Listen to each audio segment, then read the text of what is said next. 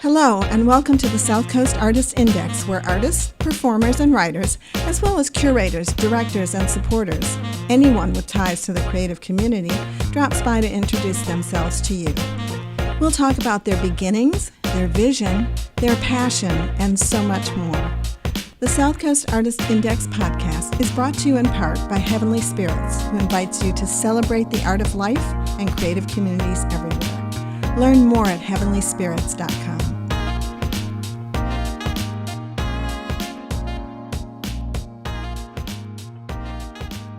Welcome to the Artists Index. I'm Scott Bishop, your host for this episode. I'm a New Bedford-based singer, songwriter, and sound sculptor making music under the name Scapegoat. I also present the live music concert series, Unexpected Music, which features South Coast musicians performing in non-traditional performing spaces around New Bedford. The In Focus podcasts are generously sponsored in part by Heavenly Spirits Importers and funded in part with grants from the New Bedford Cultural Council and the Fairhaven Cultural Council, local agency supported by the Mass Cultural Council, a state agency. I'd like to invite our guest to introduce himself, spell his name, and talk a little bit about himself. Okay, well, thanks for having me. My name's Matt Shimala, and Shimala is Shimala. And I guess my artistry is I build guitars, I repair guitars. I'm a musician, and I think the musicianship probably started most of everything. I played in a band that toured the country full time, and but I always worked on instruments along the way and did all the work on my own guitars. And finally, people would come to me and say, "Hey, make my guitar do what your guitar does." And so it opened up this window for something, another facet of music that, really that's why I do any of this, is my love of music. I sit in here and I repair guitars, but really what I'm doing is listening to music that I want to hear for the day. And in passing, I'm repairing the guitars. So anyway, when the band kind of fizzled, I went back to school and got certified as a guitar technician, which gave me the paperwork to say, hey, I knew what I was doing as far as repairing guitars. And while I was there, the guy who ran the school said, you should stay for our guitar building class because you have the attention to detail and you would be good at this. And I said, no. I'm that's crazy talk. I am a guitar tech and nothing more than that. And although I had carpentry skills and I knew my way around, table saws and routers and that kind of stuff, I declined and I came back to Massachusetts. That was in Vermont.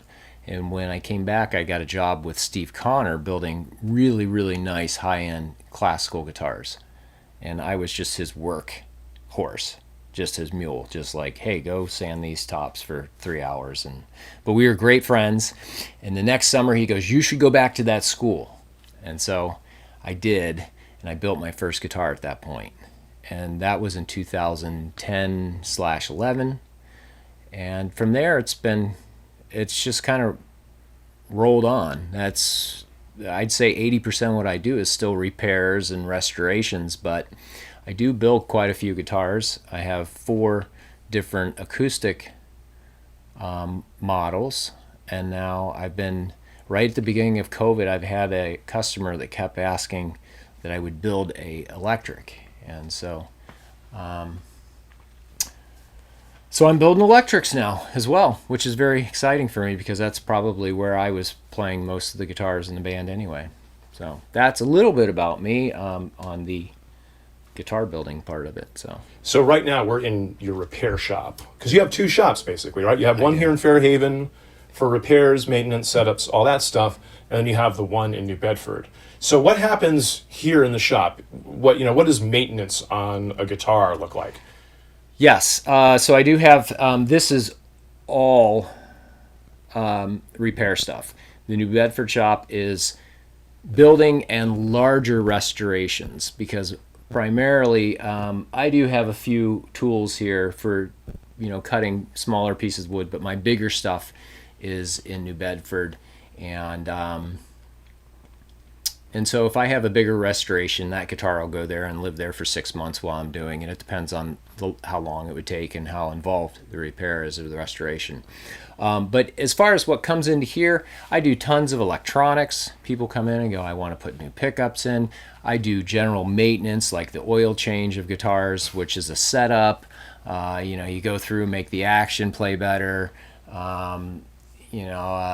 Adjust the neck, maintain the fretboard, making sure that it hasn't dried out. Here in New England, we go from, high 20s relative humidity to 85, and so there's a huge swing, and that wood just swells and dries and swells and dries, and so a lot of times it's kind of like working at the cemetery, because every 6 months people are coming back on, hey, now what's my guitar doing?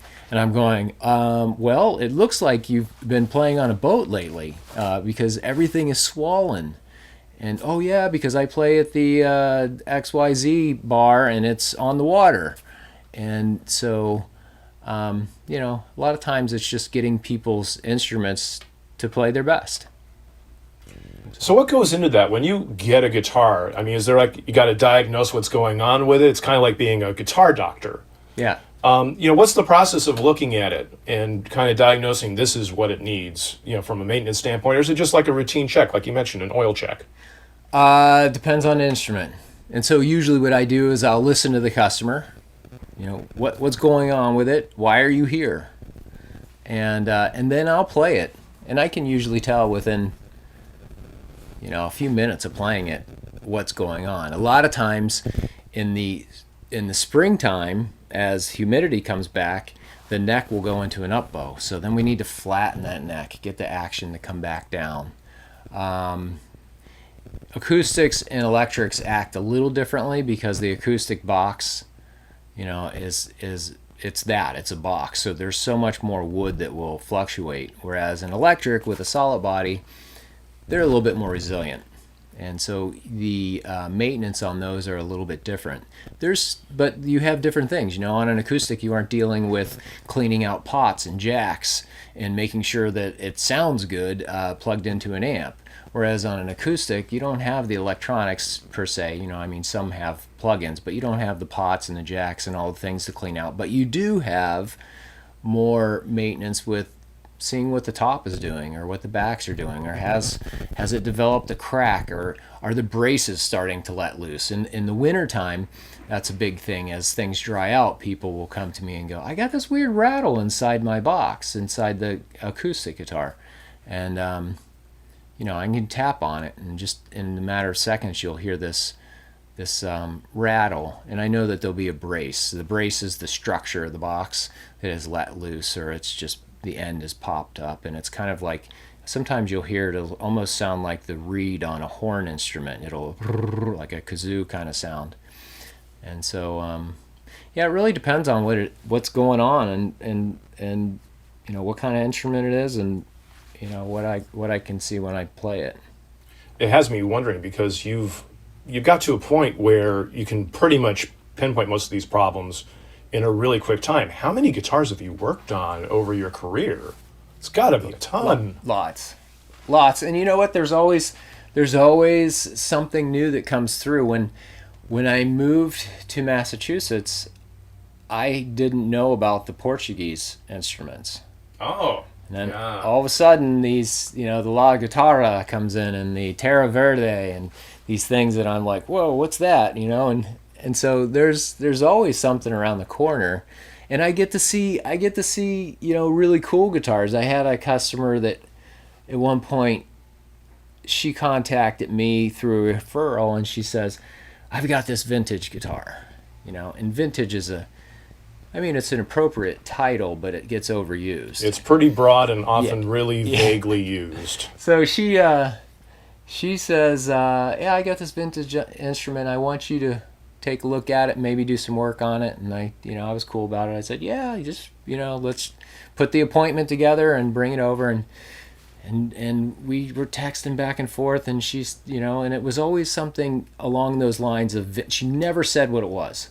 It was always this vintage instrument. So she pulls up in the car, I come out of the shop, I walk out to her, we shake hands, and I can feel that, we'd already developed a relationship, and it was good.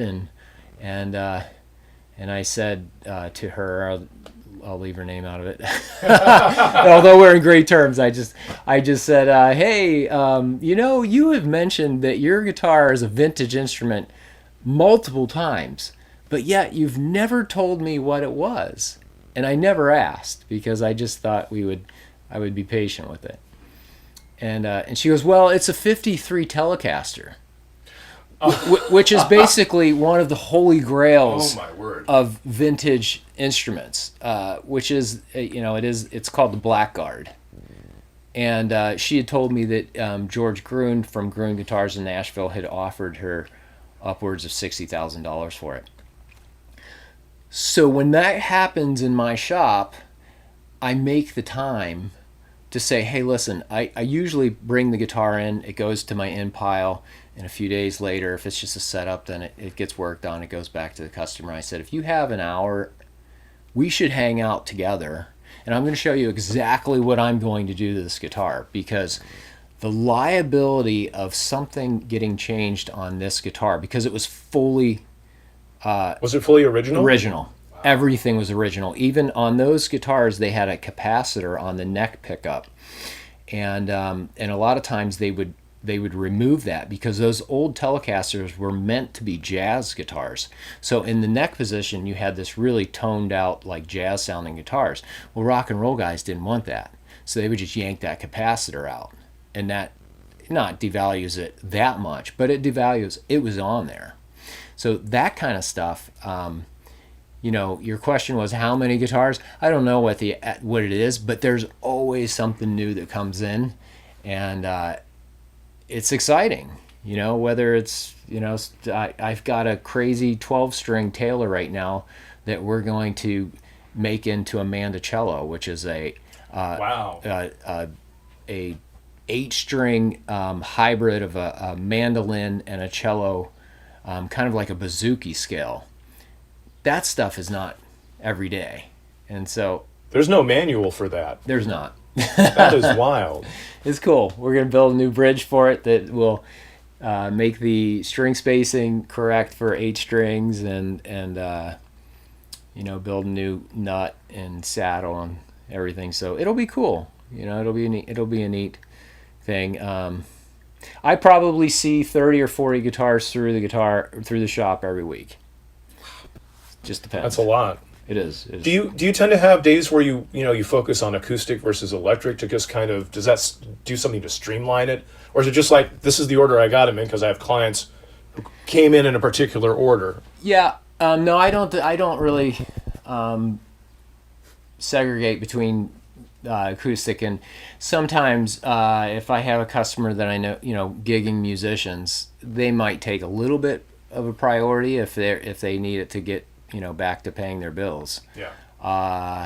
However, I guess if there was a few repairs, maybe I would do those together, just because I'm pulling out certain jigs to do that. I have 2 headstock repairs that I'm going to be doing here probably next week. Both Gibsons, the headstocks have broken off. So completely broken off, or wow. Yeah, one's clean off. And so see that jig right there, it says headstock. Yeah. Oh wow. I'll stay here near the mic, but so that's going to be what I use, and I pulled it down to explain to the customer that we'll use this to actually put the headstock back on, and then cut some tenons where I will put in new pieces of mahogany to reinforce the neck, because the glue joint, sometimes if it's just a crack, the glue joint's enough to hold the headstock on. In this manner, it's not. So the other one is a crack. However, I'm going to use the same jig. So I'll put those 2 together, just because I have the tools out for it, and I do a ton of those headstock repairs. But when when it's fresh in your mind, you might as well do it twice. Right. So. when people bring something like that in, I mean, for me, having had like a headstock crack on my 12 string, like I feel like I failed as a guitar parent. I mean, do people come in kind of distraught, like, oh my God, my headstock, what's going on? Yeah. Yeah. Well, yeah, the guy that brought this one in, he was super cool. And he says, I don't care. If it takes you 6 years to fix it, that's okay. And I said, wow, okay, that's thanks for the patience. It won't take 6 years. I'll have it back to you in a couple months probably, just because that's the one that's clean off. But I asked him, I said, how did this happen? I usually ask, not because I want to throw him under the bus or point or critique or anything. I just want to know how it happened, because then I know how the trauma occurred.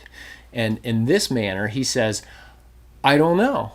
I came home from work and my guitar was hanging on the stand and the headstock was off. And I go, well, that just doesn't happen. That just doesn't happen. And then I go, was this broken before? And he goes, well, yeah, it was broken before. And it was repaired a handful of years ago by some person down in Providence. And I think that the repair let go. And I go, okay, then yeah, that could happen. But yeah, I like to get a little history on. There's always a backstory that surfaces, especially in unique situations, and it helps me to know how to address, what the repair is going to be, or or how we got to this position, because yeah, I've seen some crazy stuff in guitars, like I had a guitar one time, and it was an acoustic, and I always clean them out. I'll clean the fretboard and polish the frets and make it look really nice and play smooth, and then I usually take a vacuum and I just vacuum out the inside and get the guitar back to the guy. He's ecstatic. This is great. It's the best it's ever played. Thank you so much. And great. And 2 weeks later, I hear back from him. Hey, yeah, it's me. Was there anything inside the guitar box that maybe you found? And at this moment I was like, because I've found like weed and stuff in guitars and stuff. But, of course. And I was like, oh God, I don't know. Maybe it was, and he goes, no, it looked like a little furry animal. And I said, furry? No, I don't remember seeing a furry animal inside. And I go, but I did vacuum it out. There was quite a bit of stuff in there. And he goes, well, my dog had passed about 10 years ago. Oh no. And I had like a rubber band like swath of his hair, and it was inside the guitar box. And I was like, oh my God, I'm so sorry. I can dig through my vacuum if you'd like. And he's like, no, it's okay. I just thought maybe you pulled it out and threw it on the bench. It's been 10 years. It's not a big deal. Oh. So That's funny though. You never know what you're going to find. I remember buying an amp for someone and there was no Polaroid inside it, but he called me later like, did you find a Polaroid? I'm like, no. And it's like, oh, okay. It's just, we're funny creatures. Like we shove stuff in weird places. Yeah. Like, inside, like, where the speaker goes in the amp, or, inside the box of the guitar. Oh my God. What are some other wilder repairs? Like what's something that just absolutely like, I can't believe this happened? Let's see. I'd have to think about. I mean, there's just so many. There's probably so many stories you'd have to think about them. You could write a book with them. It's a lot of them are just wacky, falling off stands. Or I had one the other day that came in. I wouldn't say this is the craziest one, but someone had ran into the microphone stand, and the mic had put like a golf ball, because of the grill on the mic was right on. It's just fresh in my mind. So not only that, it had 3 enormous cracks from front to back, but we fixed it. And I kind of left a little bit of the microphone grill because it was down to the wood, and I didn't want to have to take all the finish off. And in the end, it kind of looked really cool. It looked like a little bit like Epcot Center. Oh, wow. You know, and it was like right on. And so I showed it to the customer. And he's like, "Oh, wow, that's super cool." And so I don't know if I had any. I mean, I'd have to really go through my mind and think about the weirdest one, but I've definitely that's a pretty bizarre one. It's like, as the guitar surgeon, I'm still going to have to leave a scar here. Sorry about that, but it's a cool looking scar. The Epcot Center.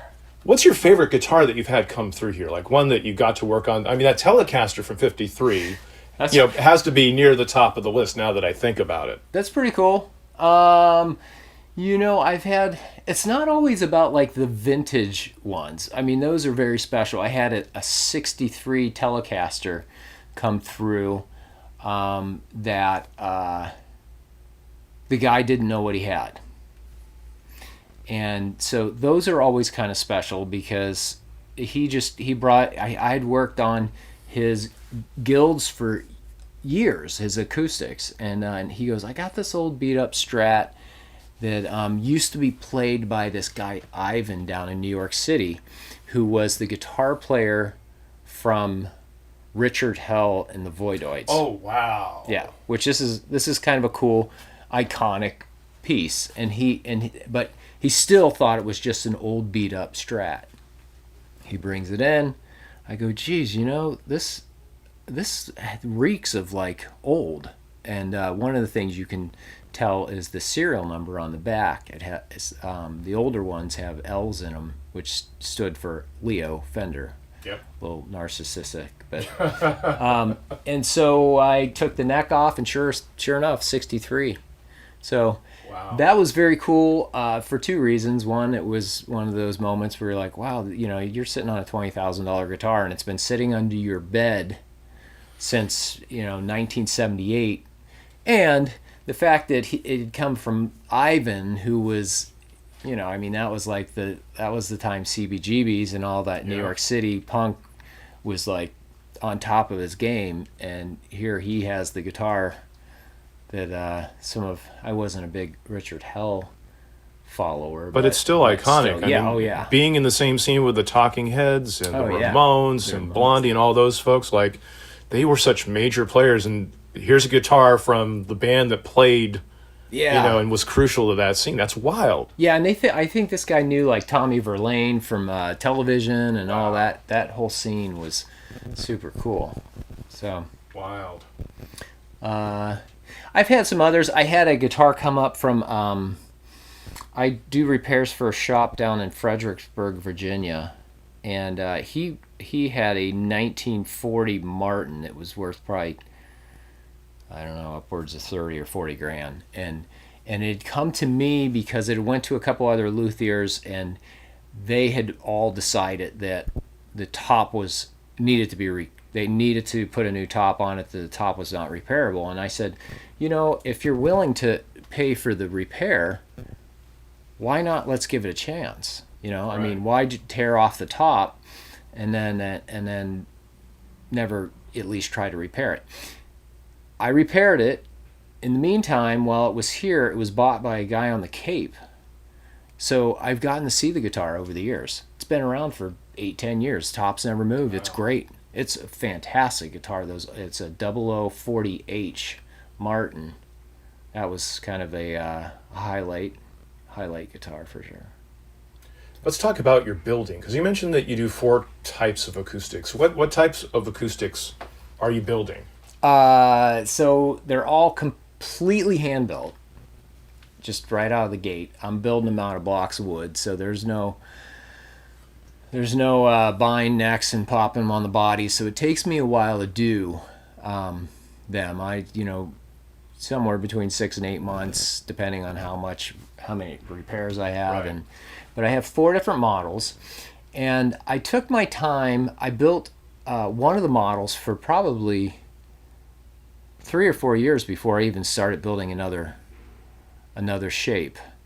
And slowly I started adding more shapes on, because one of the things that I wanted was I wanted the Shimala guitar to be 4 different guitars. I didn't want 4 different shapes that all sounded the same, and they just all said a different name on the top, or the same name on the top, but they all sounded kind of the same. So I chose carefully that this one would be primarily a finger-picking style guitar, which was my Costello. It's that guitar right there with the gold rosette. Yeah. And then I said, well, I really need something that would be more pick savvy, although you can play a pick with that all day, the little one. The Hensley became my mini jumbo, and then my Trig was my my larger,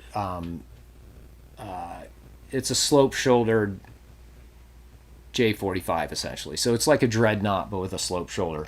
That one's big and boomy and takes a huge pick, and you can do big like Pete Townsend stuff. Big windmill strums on it. That's right. And I thought, well, I have my small, medium, and large, and I should be good. It's like the 3 bears, you know. That's all you need. And I had a customer come along at one point, and he says, I really want a 1929 L1. And I keep seeing them on the internet, and they're this, you know, this price point, but I feel like anytime I see one or I play one, they just don't play that well.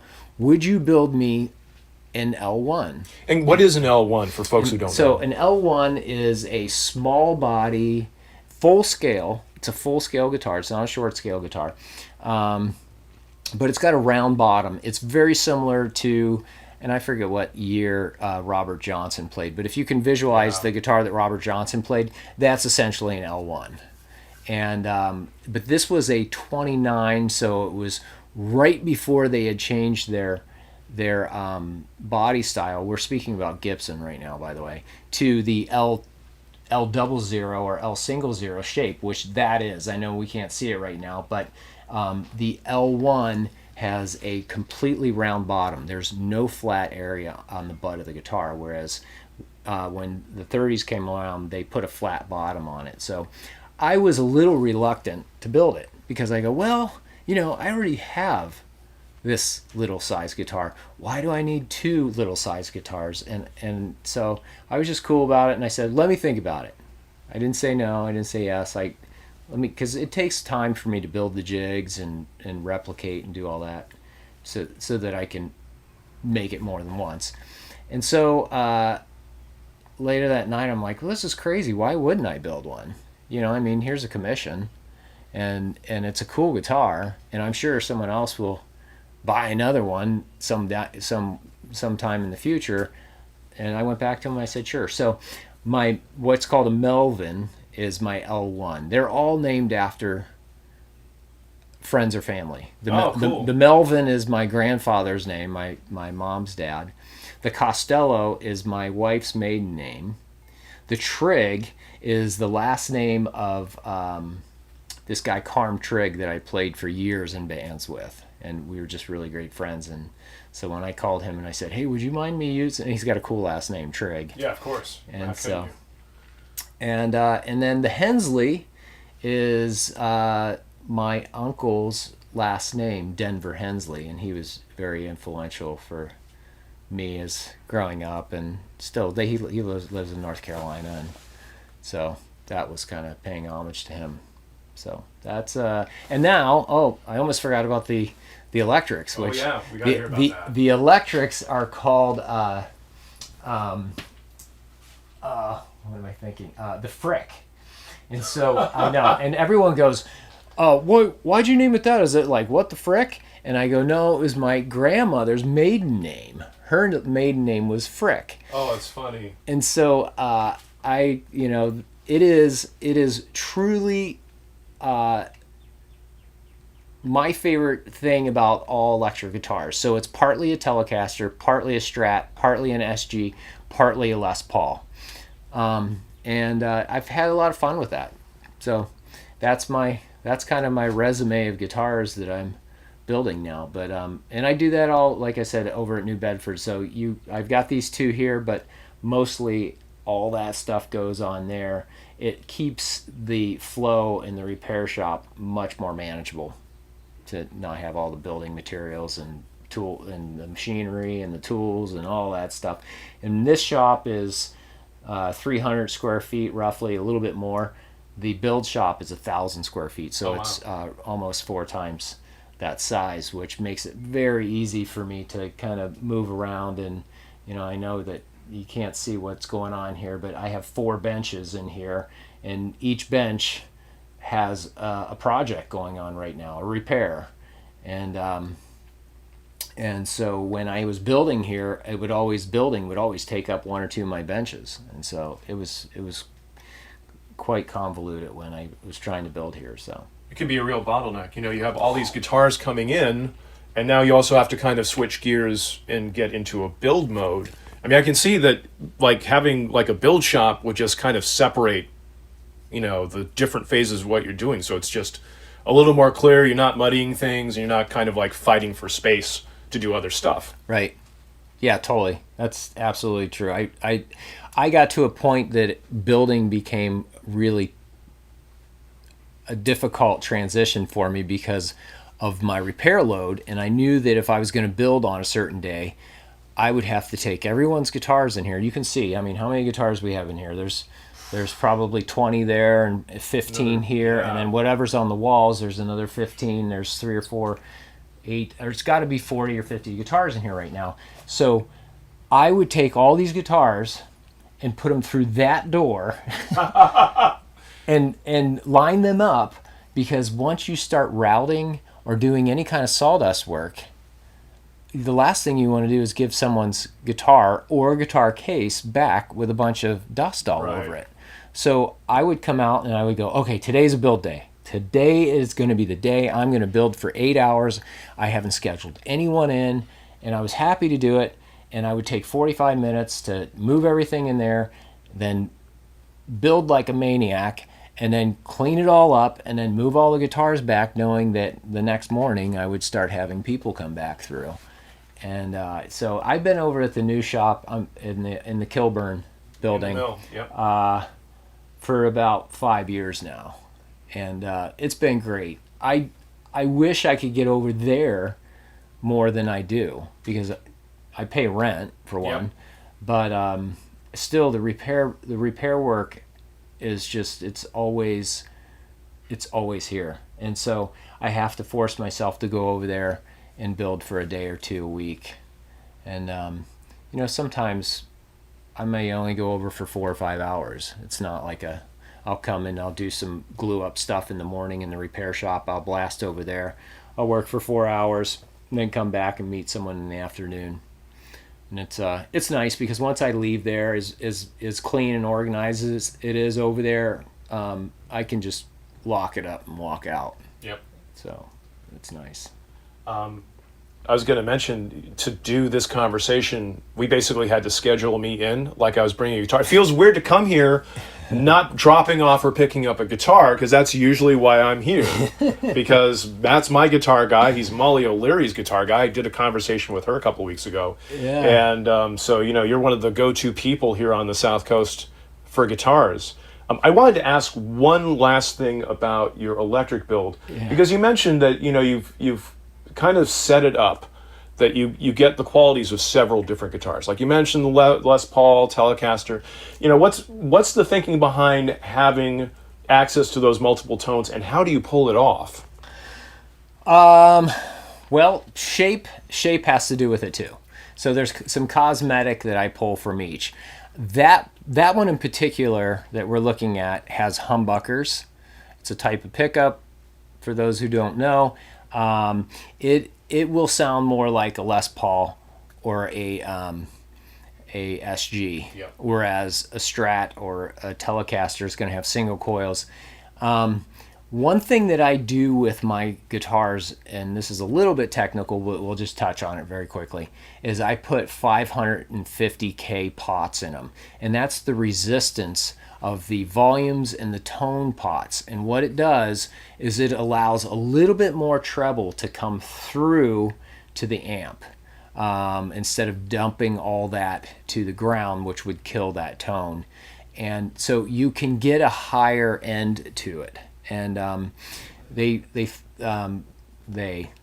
love when I always say they, because people are like, well, hold on, who's he talking about? They. People for a long time have studied like the Les Pauls of 57, 58, 59, and 60, which those are like the iconic 4 years of Les Pauls that are, they're $500,000 guitars.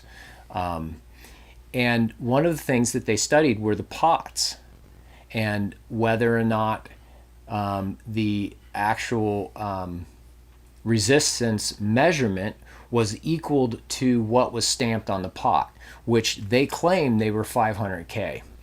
There's a guy that used to be in Seattle, and he's done a bunch of research on the company that was making the pots that was called CentraLab. And he says, you know what? They weren't 500K. They were 550. And it was missed. They've tried to replicate these, but he's done a really good job. And I'll throw him a little bone here. It's called Vintage Inspired Pots, VIPs. They're amazing pots, and I do put them in all my guitars. They're $20 a pot versus $5. However, you can get higher frequencies out of those pots, which would lend to sounding more like a single coil, something that's letting more treble frequency through. In addition, I have built them with like P90s, and if I want to switch over the pickups, then absolutely we can make it sound like a Strat or a Telecaster or whatever. But I've been the one thing about this guitar that I say would be Strat and Telecaster is the scale length, and so Strats and Tellies share the same scale length, which is the dimension or the measurement from the nut to the bridge is 25.5 inches. That gives the strings a certain snap. I have chose, even though I have like humbuckers in this and more Les Paul accessories, it has a Strat scale length, so you do get that snap of a Strat or a Telly. It's a hybrid, and this is an ego thing, but it's my favorite guitar in the shop. Like, I've got those two Strats, which I love them. They're beautiful. That blue one I played for years on the road with my band, and I still love that guitar. However, when I go to sit down and noodle or play, I'll pick up the Shimala because it does it all, and it's not a. I guess it's a little bit of a plug for myself, but well, I mean, you should plug yourself. You do great work, and what I also get is that you're describing all these different materials like the pickups, the pots, the type of neck, the neck length. All these different things go into shaping the tone of the guitar. Even like you mentioned, the choice of the pots, like 550K is the difference between getting that little bit extra high end, versus something that might be a little bit duller sounding when it goes through your amp. All these things shape the tone, and I'm blown away by how much care and thought goes into that. I know guitar makers generally do that, but to hear it described in detail, because I'm a guitar player, and I know the value you're bringing, from the maintenance standpoint and building, it's amazing. Just amazing attention to detail. Well, thank you. Yeah, I definitely I want to make the best guitar I can, and so there's like like Jaguars. Yeah, those are interesting guitars. I have one back there right now. That's the Johnny Marr version, which is I've got to see that. Which is a very cool guitar. And so I don't know that the Johnny Marr has it. Who knows? He might have changed that out. I'll have to get in. It's got some electronic problems. I haven't even looked at it. I just pulled it out of the case. But those used to have 1,000K pots in them. And so that's why the Jags would get that really high end, like ice pick to the eyeball sound, and it was because of the pot value. So now we're using that same kind of concept with my guitars by just increasing it a little bit. I don't want it to be really trebly, but the 550Ks do it. Johnny Marr's known for that bright guitar sound. Like, he can make it work where a lot of other people, it really is that ice pick to the eyeball. Yeah. But that just shows what a great player is, that, it's not killing you when he does it, but if I do it, it probably is. Yeah. Oh, he's, I love the story about Johnny Marr, and I guess Isaac Brock from Modest Mouse had reached out to him and said, and maybe I've made this up at some point, but I thought I read or heard or something that Isaac Brock had asked Johnny Marr to be in Modest Mouse, and it was Johnny Marr's son that said, That's true. "Yes, Dad, you got to do it. You got to do it." You know. Yeah. I read Johnny Marr's memoir, Set the Boy Free, which is a great rock and roll memoir. It covers, his entire life up to, I think, about 5 years ago. And that's exactly what happened. His son had to convince him, no, you've got to do this, Dad. Yeah. And that's how Johnny Marr ended up being Modest Mouse. That's so cool. Oh, my God. It totally changed. I mean, I've always been a Modest Mouse fan, and then when you put Johnny Marr and them together, you're like, how can't you? He's so melodic. He's got such a great ear for sound. He's a great producer. Yeah. I saw a video of his band doing How Soon Is Now, and I didn't miss Morrissey, Yeah. Yeah. Let's talk about your music, because I was just watching your performance at the Shed, at the Symphony Shop. Oh, yeah. Which was tremendous. It was a great display of which model guitar were you playing in that? I have to ask that I was first. playing, that was a Trig. And so that's my slope shoulder dreadnought. It's my big body guitar. And even at the beginning of that, I say that this wasn't my guitar, because it wasn't. It was someone else. It was a guitar that I'd built, and I just still had it in the shop. And I reached out and said, "Hey, is it cool if I play your guitar for this?" Because the only guitar I own is that Costello. I don't really own one of my own acoustics. And that the Frick that's a prototype. So the electric, those are my two. But so I played that, and that guitar is. It's a bombshell of sound. It really it's so easy to play, and it's tonally just so pleasing. And actually Mac over there at Symphony afterwards said, "Man, I almost had to turn all the mics off." He goes, "That's the loudest acoustic guitar we've had in the shop." And it's not that it's that big of a guitar, it's just it's got a lot of volume. I noticed there was no closed mic on the guitar. I'm watching that. There's no mic near it. Yeah. It's literally you and your voice, and there's mics in the room. But yeah, it was all ambient, back like reverb mics and stuff. So it was cool. Oh wow. So a lot of so Mac had reached out to me and said, "Hey, do you want to do one of these Shed series?" And I was like, "No, that's not. I'm just a guitar guy. I work. I don't play anymore. And I still play. I just didn't play out." And he's like, "Well, we've had a lot of great sessions, and he had seen something that I was doing, like a demo on one of the social media things, and it was really just I was just kind of showcasing the guitar, and I ended up playing one of my originals, and he had seen it, and he goes, "Well, I didn't realize you wrote music," and so most of the people around here know me as the guitar.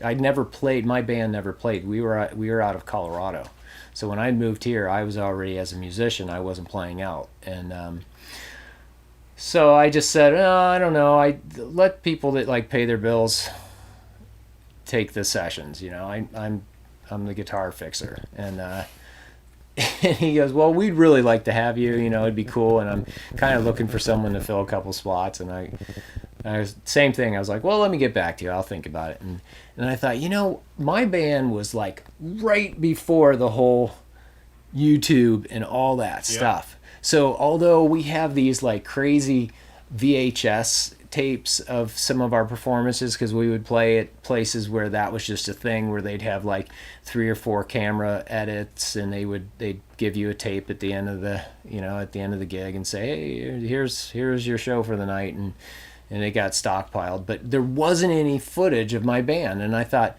maybe this would be a good opportunity to document what the band was about, even though it was just going to be me playing solo.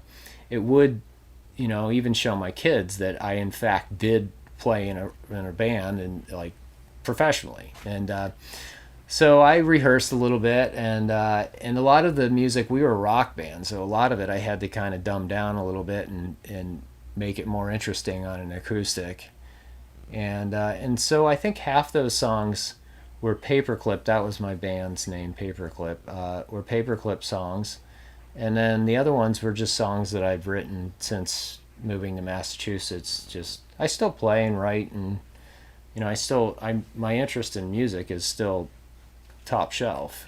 It's just that I've found another facet which allows me to go to bed at 8 o'clock and get up at 4 and go for a run versus going to bed at 4 o'clock in the morning and sleeping till 3 and then wondering how we're going to get to the next town.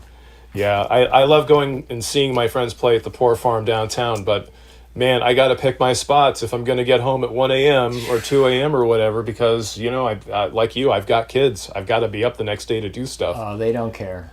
Well, that does remind me. I book a couple of series, and they get done before 8 o'clock. So I'm gonna pin you down for one. Oh, yeah. 'Cause I would love to have you play. That session was great at the Shed. Oh yeah, thank you. Are your old bands on the streaming services?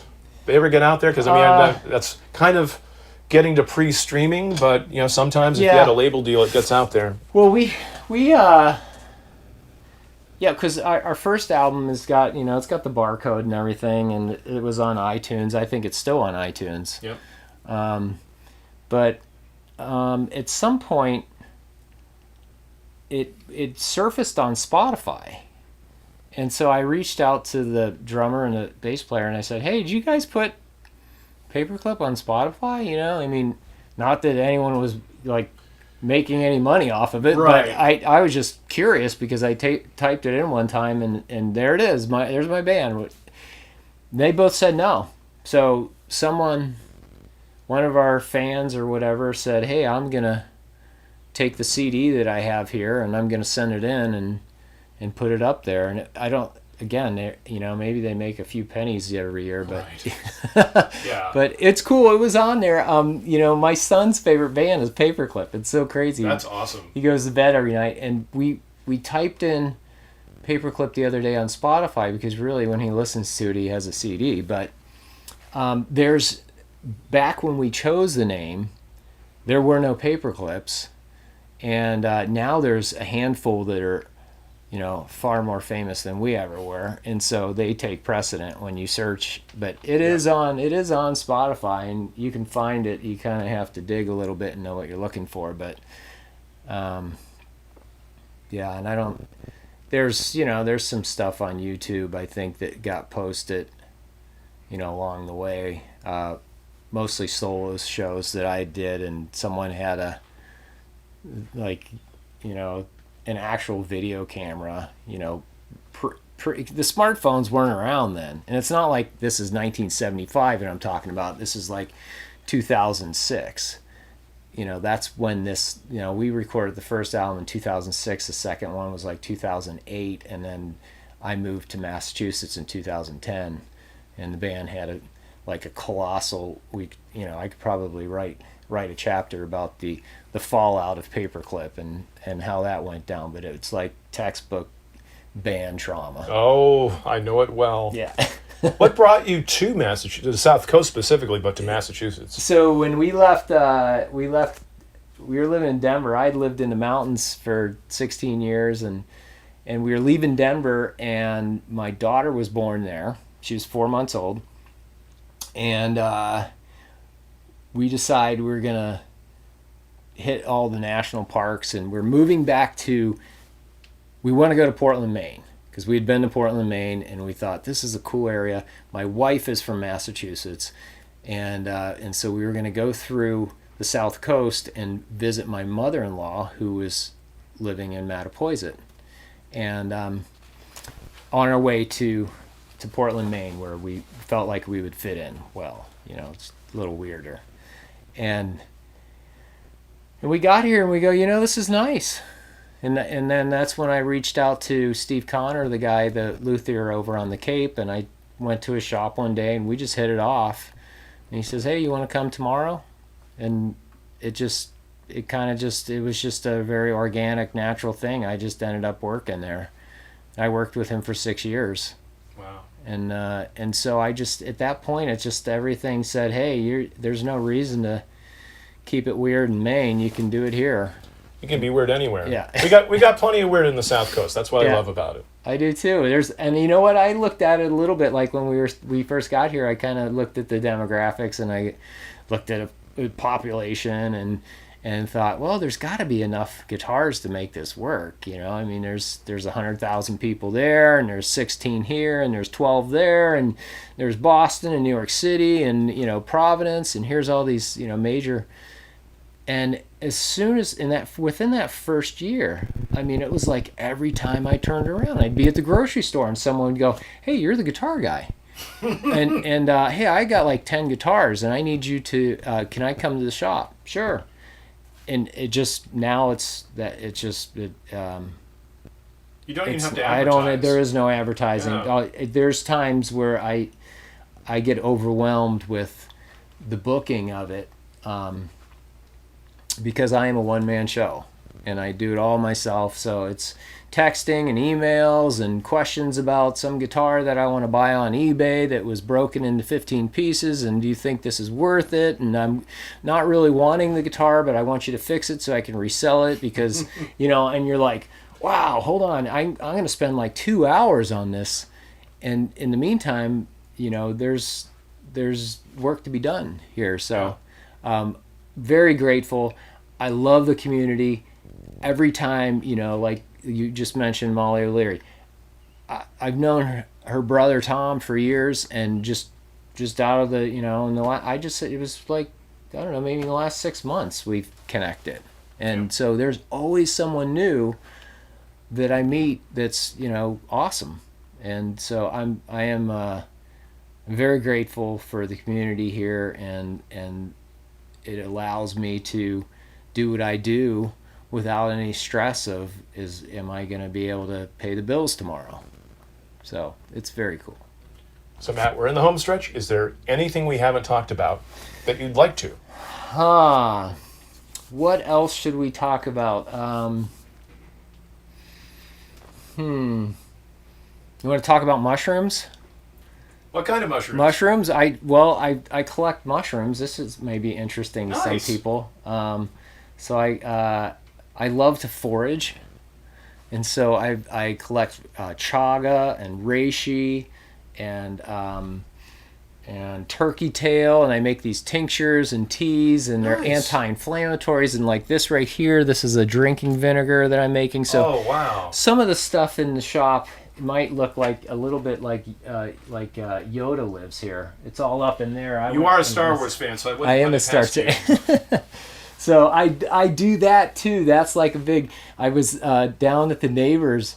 I went for a run and I was coming back, and I was starting to, when I was on the run, I was starting to feel depleted, and I saw a yucca plant, and I was like, oh, thank goodness, because the yucca flowers are just filled with glucose, sugar, and that's I grabbed a bunch of those and stuffed them in my mouth, and then I continued to run back, and then noticed that my neighbor had a bunch. And so my daughter and my son, I was like, here, you guys got to check this out. So that's another part of me that I find really interesting. And strangely enough, this area has tons to offer, and you have to know what you're looking for. But I used to pick all kinds of mushrooms out west, and then when we moved here, I wasn't quite sure what was here. And so there's a lot up in Vermont, and so I guess that's something I have an interest that's non-musical. That's very cool. We could, I don't know, maybe end with... We'll have to find the tincture podcast or the mushroom podcast. Yeah. Oh, yeah. They're out there. Oh, they've got to be out there. They're totally out there. There's people that's what they... I mean, I guess I'm not too far behind them. I'm always thinking about how to find it. Yeah. It's fantastic. So I have just a few last questions that I try to ask every musician and artist I'm in contact with. I call them the 5 queries of unknown origin because I love Blue Oyster Cult. Oh, so wow, yes. That's where I come BOC. from.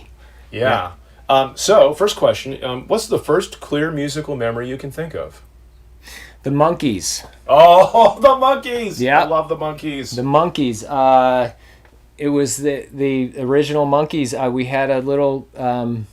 I had like a play school record player, and my mom had given us some records, my brother and I remember putting on the Monkees, and we were listening, like hey, when the Monkees, that the theme song on that, and then that last song on it, I think the second side is I Want a Dog.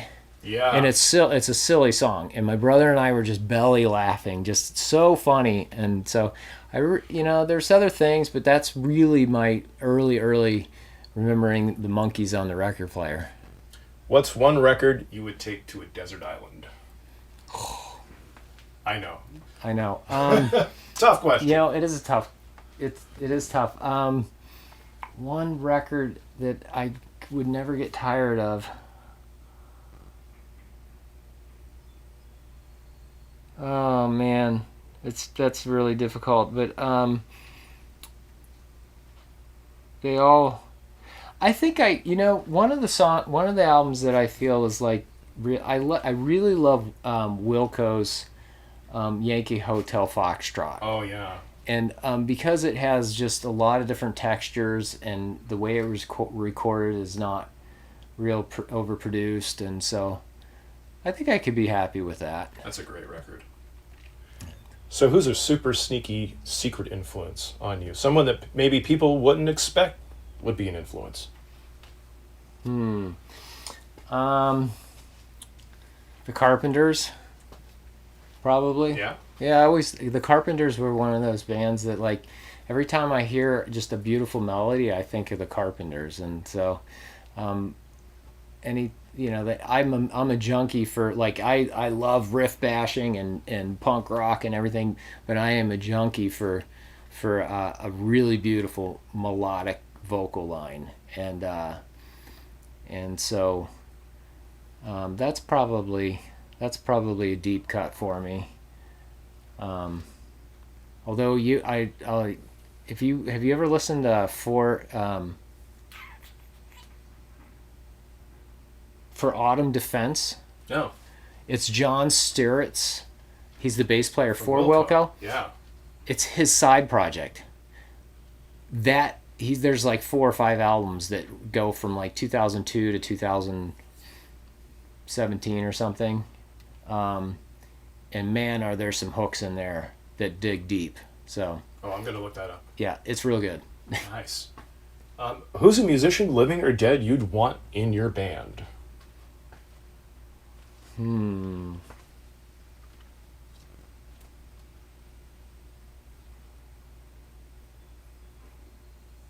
Well, I'll just go with this because he's always been a huge influence, and I got the opportunity to meet this guy. It was just a crazy scenario, but Charles Thompson, who is Frank Black. Yeah, Black Francis, yeah. Frank Black. I've been a huge Pixies fan all my life, and so that just comes to my mind. I mean, there's probably some, more cryptic options out there, but it's just someone that I've always turned to when I was listening or writing or whatever. I just thought that he just was just a guy that I could hang with. And I'll leave you with this quick story. We were driving from Boston to the Cape to the guy that I used to build with, and I had to make a pit stop, and so I went off this one exit, and there was no gas station, and I was like, oh, let's go to the next exit. One of those things, especially in New England, where you think you're getting off at an exit and you're getting onto another highway, and you're like, oh god, and so I jump back on the highway, and we end up at the Bourne Rotary, and that's where and there's a Hess station there, and so I pull in, and I'm like, all right, I got to run in real quick, and I look up and I go, that looks like Frank Black, Charles Thompson. And he walks by, and sure enough, it is him. And he's walking into the Hess station. So I get my nerve up. I walk in there, and I'm like right behind him, and he's talking to his son. He's going, Jack, you want a Perrier? You want a Perrier? And I start to feel like I'm creeping on him a little bit. So I go to just like back off, and I'm gonna turn my back and walk the other way and just forget about it. Just don't even. And he turns around, and he goes, yes. And I go, Charles? And he goes, yes. And I go, my name's Matt Shimala. I'm a big fan, and I just want to let you be. I just saw you walk in, and I just thought I'd say hey and say I love everything you ever did. Never mentioned one thing about me doing guitar repair. I never said that I built guitars. I didn't do anything about like giving him the card like I would love to work for you or love for you to be in my band or something, which obviously that wasn't going to happen. But yeah, so that I would probably, I'd reach out to him and say, hey, let's play some music. That'd be fun. That's a great story. I have a quick one. I think I may have shared it with you, but I feel like sharing it with everyone at this point. Back in probably about 2000, I was picking up my guitar at Porter Square, Cambridge, from the late, great Jim Meridian at his guitar shop. Yeah. And so when I went to pick it up, there was Jim, who's, he was quite the talker. And so he was working on this beautiful blonde Telecaster, and there was this, short, balding, heavy-set fellow next to him, and he's just talking away, and his son's helping me, sort out my guitar and payment and all that. And so I'm like, boy, that is just, they're taking it in, I guess. So I take my guitar home, I drop by a place that had the Boston Phoenix, I flip it through the Phoenix, and who's playing that night at a place in Somerville? It's Frank Black. Yeah. Black Francis, Charles Thompson. I'm like, oh my God. I was just within 10 feet of Black Francis. I cannot believe that. That was him. He lives in Central Mass now, and actually one of my colleagues that, I'm friends with, he does all the work on his guitars. This guy, Trevor Healy, who's a great builder and repair guy. And so I occasionally get to see photos or something that he's posted working on. He also works on Jay Mascis's stuff. Oh, Mascis. nice. That's a hard way to say. Jay Mascis's. Jay Mascis. It sounds like you're saying it wrong. It's weird. That's like that word wasp. Yeah. Say wasp, the plural of wasps. Wasps. It's the weirdest thing. You want to add 5 S's to it. Matt, last question. Okay. What is your South Coast happy place? Well, I love being in the shop. This is probably, there's times where the kids are watching a show or something and it's 8 o'clock or whatever, and I'll come back out here and work a little bit. But outdoors wise, we have a beach here at the end of the street. Nice, I know. Beautiful. I like to go to West Island. West Island's nice because it's just down at the end of the neck, and you get both. You get the trees, and there's some trails that come out to some beaches, and so that's probably outside nature-wise. I probably head to West Island, and inside this is it. This is my mecca, my sanctuary. Awesome. So, Matt, thank you so much. This has been a great conversation. Thank you. It's really great to hang out. My pleasure. Absolutely. I loved it. Thanks for joining us for another In Focus podcast, which is generously sponsored in part by Heavenly Spirits Importers and funded in part with grants from the New Bedford Cultural Council and the Fairhaven Cultural Council, local agency supported by the Mass Cultural Council, a state agency. Thanks for tuning into the Artist Index.